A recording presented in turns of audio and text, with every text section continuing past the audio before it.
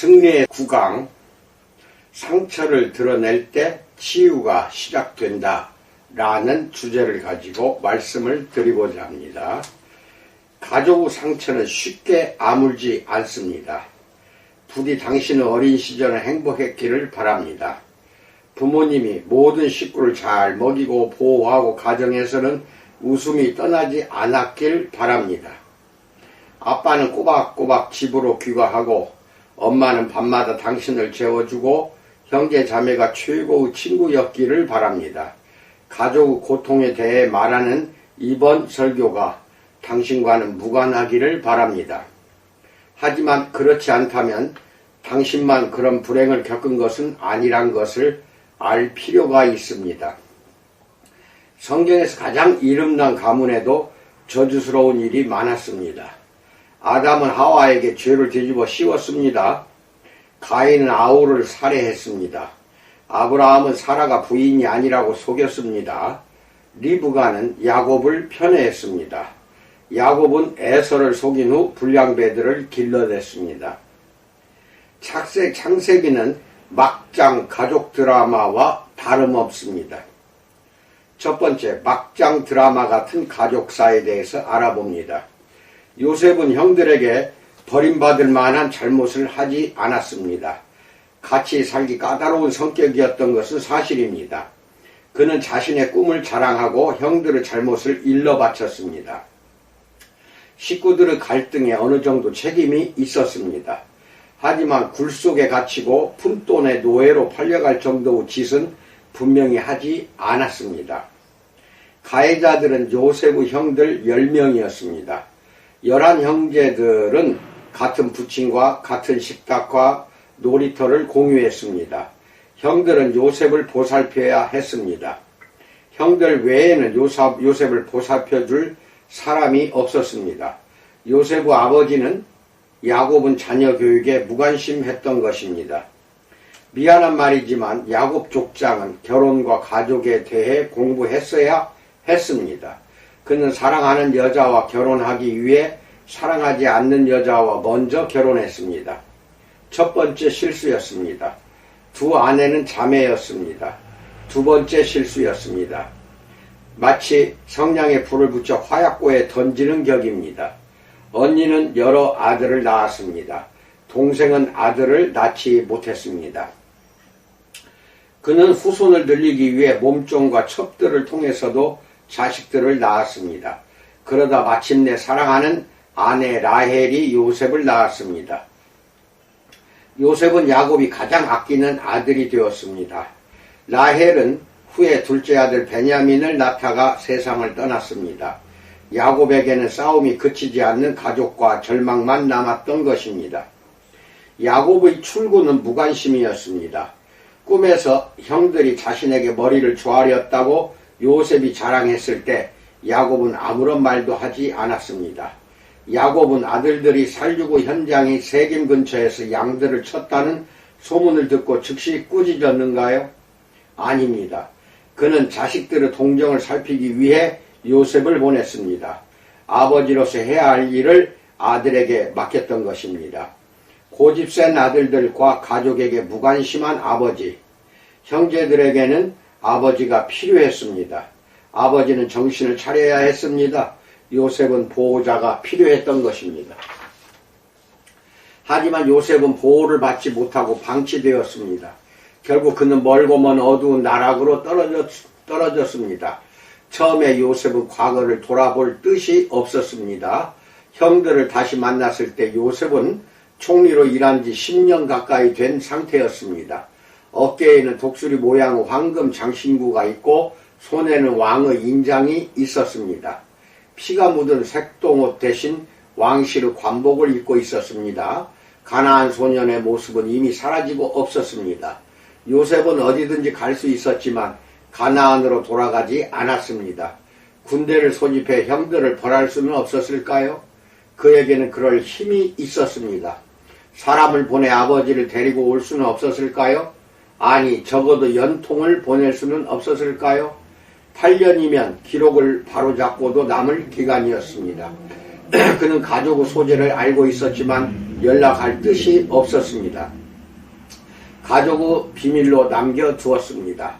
손을 대지도 않았고 해결하지도 않았습니다. 요셉은 과거에 묻어두기로 했습니다. 두 번째, 상처를 드러내시는 하나님에 대해서 알아봅니다. 하지만 하나님은 만족하지 않으셨습니다. 하나님은 회복을 중요하게 여기십니다. 과거를 치유해야 마음도 치유됩니다.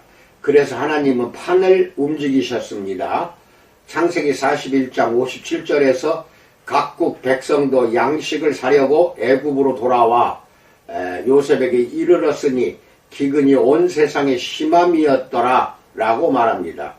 이집트 물자를 받으려고 길게 줄을 서 있는 사람들 속에 누가 있는지 보십시오. 창세기 42장 3절에서 요셉의 형 10사람이 애굽에서 곡식을 사려고 내려갔으나 라고 말합니다. 요셉은 그들의 얼굴을 보기 전에 말소리부터 들었습니다. 부하의 질문에 답하고 있는데 문득 히브리어가 들린 것입니다. 히브리어도 보통 히브리어가 아니고 고향 사투리였습니다. 총리는 부하에게 조용히 하라는 신호를 보냈습니다. 그리고 몸을 돌려 사람들의 얼굴을 살폈습니다. 거기에 그들이 서 있었습니다. 형들은 머리가 희끗하고 숱도 적고 피부도 거칠었습니다. 먹지 못해 낯빛은 창백하고 몸은 수척했습니다. 땀에 젖은 몸에 달라붙어 있었고 뺨에는 먼지가 뽀얗게 앉아 있었습니다. 형들은 서울타워 앞에 서 있는 촌사람처럼 세련된 이집트인들 사이에서 눈에 띌 수밖에 없는 히브리인들이었습니다. 그들은 요셉에게 곡식을 달라고 청하면서도 동생을 알아보지 못했습니다. 수염 하나 없는 말끔한 얼굴에 관복을 입고 이집트어로 말했기 때문이었으리라. 요셉은 눈가에 검은 화장을 길게 그리고 검은 가발을 모자처럼 쓰고 있었습니다. 그들은 아우 앞에 서 있다는 것을 전혀 몰랐던 것입니다. 총리가 히브리어를 전혀 모른다고 생각한 형들은 요셉에게 눈빛과 몸짓으로 의사를 표현했습니다. 그들은 곡식을 가리킨 손을 자기 입속으로 찔러 넣었습니다. 그들이 누군가를 부르자 돈을 맡은 이가 휘청휘청 앞으로 나와 탁자에 동전을 쏟아 놓았습니다. 요셉은 은화를 보면서 입술이 실룩이고 창자가 뒤틀렸습니다. 아들의 이름을 하나님 덕분에 잊었다라고 지었건만 돈을 보자 잊었던 기억이 떠올랐습니다. 그 동전들은 마지막으로 보았던 날 형들은 껄껄 웃었고 그는 엉엉 울었습니다. 굴속으로 떨어져서는 형들 얼굴을 보며 단 한 명의 친구를 찾았건만 아무도 친구가 되어주지 못했습니다. 그랬던 그들이 지금 감히 요셉에게 은화를 내밀고 있습니다. 요셉은 히브리어 통역관을 요청했습니다. 그러고는 언짢은 표정으로 형들을 쏘아보았습니다. 창세기 42장 7절에서 모르는 체하고 엄한 목소리로 그들에게 말하여 이르되 라고 말합니다. 요셉은 한밤중에 선잠을 깬 야간 경비원처럼 말하지 않았을까요?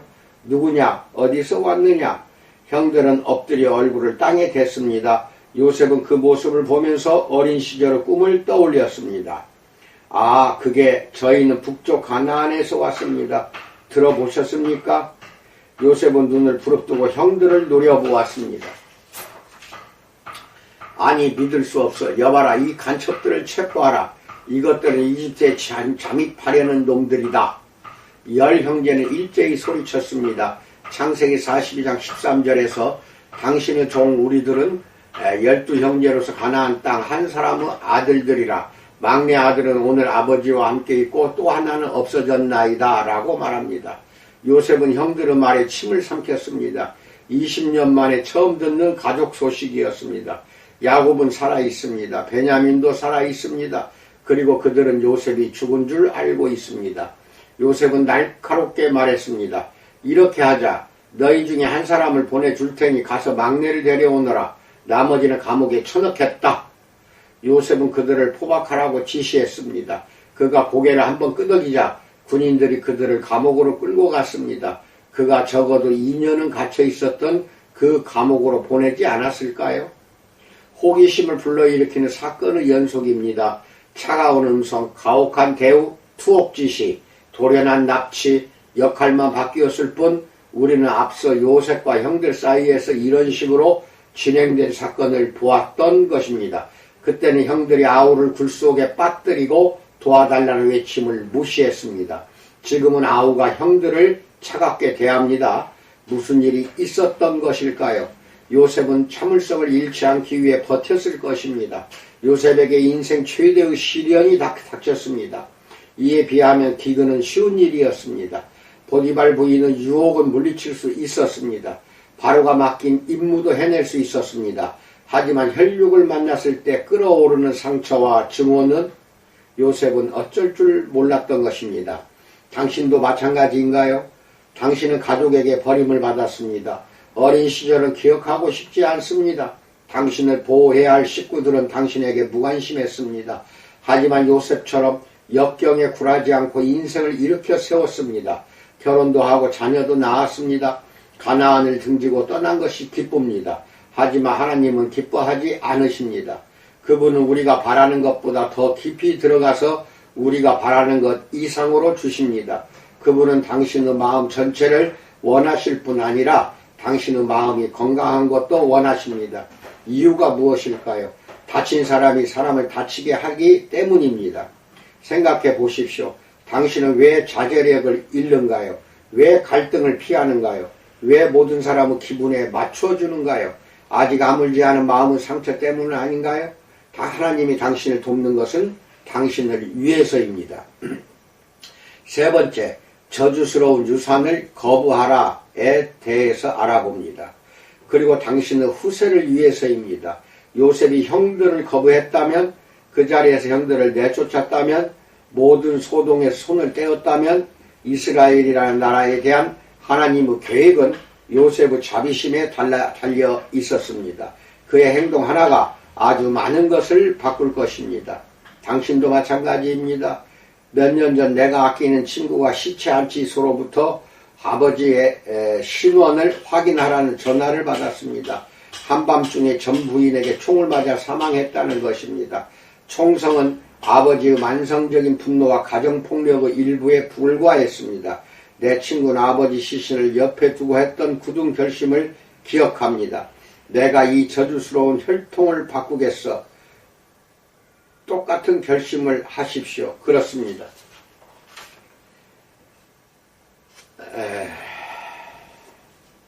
당신의 집안 내력에는 마음을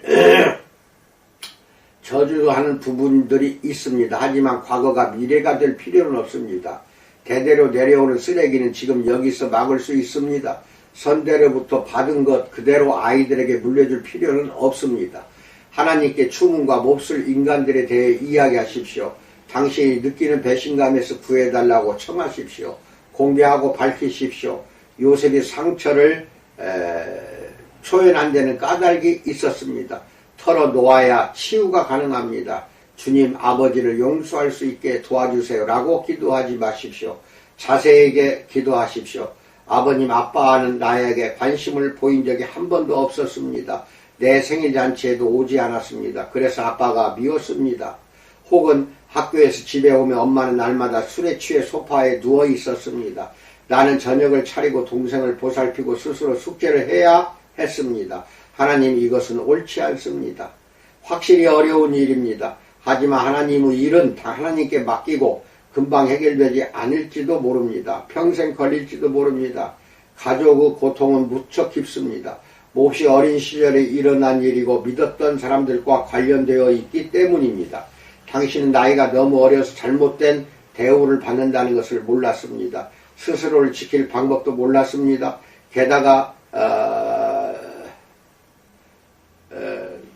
나머지 식구들은 너무나 컸습니다. 아빠, 엄마, 삼촌, 큰형, 십중 팔구 그들은 또 서열이 당신보다 높았습니다. 그러니 그들의 잘못된 판단을 고지고대로 믿었습니다. 멍청한 놈, 굼뜨기는 아빠 닮은 바보, 엄마 닮은 뚱보. 지금껏 잘못된 정보를 믿고 살았습니다. 수십 년이 지났건만 당신의 무의식에는 지금도 패배의 메아리가 울리고 있습니다. 하지만 그럴 필요가 없습니다. 오직 마음을 새롭게 함으로 변화를 받아 로마서 12장 2절 말씀입니다. 하나님은 유치한 생각을 성숙한 지혜로 바꾸십니다. 고린도전서 13장 11절 보세요. 당신은 그들이 생각했던 사람이 아닙니다. 당신은 하나님의 자녀입니다. 그분이 당신을 만드셨습니다. 당신은 천국으로 갈 사람입니다. 당신은 하나님의 가족입니다. 그분을 따라 화해의 길을 걸으십시오. 네 번째, 작은 걸음부터 시작하라에 대해서 알아봅니다. 요셉은 그 길을 걸어갔습니다. 길고 지난한 과정이었습니다. 성경은 넉 장을 꽉꽉 채우고 근 1년이 걸렸지만 요셉은 첫걸음을 내딛었습니다. 망설임 속에서 신중하게 내민 한 발이었지만 그래도 걸음은 걸음입니다. 사흘 후 요셉은 형들을 석방했습니다. 여전히 아우가 아니라 총리로서 말했습니다. 가라. 어디라고 했지? 서울? 부산? 그래. 가나안으로 냉큼 돌아가라. 하지만 너희가 말했던 막내를 만나고 싶다. 대신 한 사람은 여기 남아 있어야 한다. 그들은 그리하겠다고 한 뒤에 요셉의 면전에서 자신들이 아우를 배신했던 일을 다시 꺼냈습니다. 창세기 42장 21절에서 그들이 서로 말하되 우리가 아우의 일로 말미암아 범죄하였도다. 그가 우리에게 액을 할 때에 그 마음의 괴로움을 보고도 듣지 아니하였으므로 이 괴로움이 우리에게 임하도다 라고 말합니다. 역시 그들은 총리가 히브리어를 할 줄 안다는 것을 몰랐습니다. 하지만 요셉은 알았습니다. 그는 형들의 말을 들으면서 눈물이 글썽한 얼굴을 보이지 않기 위해 다른 곳을 바라보았습니다. 울음을 참느라 한동안 말을 잇지 못했습니다. 무서운 관리가 우는 모습을 보일 수는 없는 법입니다. 그는 구석으로 가서 눈물을 흘렸습니다. 그러길 7번이나 더 했습니다. 보디발이 진급시켜 주었을 때도 바로가 총리로 임명했을 때도 울지 않았건만 형들이 자신을 기억하고 있다는 것을 알고는 아기처럼 엉엉 울었습니다. 그는 형들을 가나안으로 보내면서 자루에 곡식을 꾹꾹 눌러 담았습니다. 은혜는 순간이었습니다. 작은 선행으로 치유는 시작되었습니다. 요셉의 가족도 치유하신 하나님이 당신의 가족을 치유하실 수 없다고 누가 말할 수 있겠습니까? 반드시 치유해 주십니다. 그 대신 상처를 모두 다 드러내셔야 될 것입니다. 이상입니다. 저 역시도 마찬가지입니다. 누구나 다 가족으로부터 상처받은 사람이 한두 명이 아니겠죠. 여러분이나 나 다 과거에 상처를 받은 사람이고 또 다른 가족에게 상처를 준 사람이기도 합니다. 다 모두 이 자리에서 상처를 드러내시고 하나님의 선량한 사랑으로 그 치유를 받는 놀라운 은혜의 역사가 나타나기를 주님의 이름으로 축원드립니다. 감사합니다.